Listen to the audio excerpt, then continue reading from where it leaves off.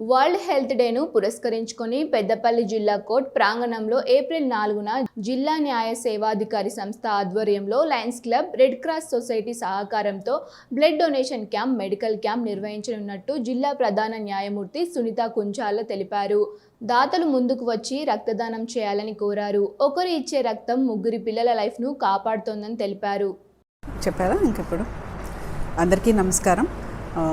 మేము జిల్లా న్యాయ సేవాధికారి సంస్థ పెద్దపల్లి నుంచి మాట్లాడుతున్నాము. ప్రతి సంవత్సరం ఏప్రిల్ 7వ తేదీన వరల్డ్ హెల్త్ డే నిర్వహించుకోవడం జరుగుతుంది.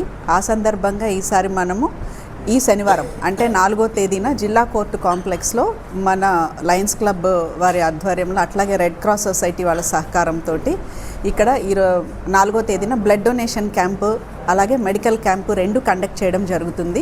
ఈ విషయాన్ని ప్రజలందరూ కూడా గుర్తించి మెడికల్ క్యాంపు కూడా వినియోగించుకోవాలి. అట్లాగే దాతలు ముందుకొచ్చి రక్తదానం చేయాలని విజ్ఞప్తి చేస్తున్నాము. ఎందుకంటే ఒక వ్యక్తి రక్తంతో ముగ్గురు పిల్లలకి లైఫ్ స్పాన్ పెంచవచ్చు మనం. ఇది ముఖ్యంగా ఎక్కువ తలసేమియా బాధితుల కోసమే ఈ రక్తదాన శిబిరం నిర్వహించడం జరుగుతుంది.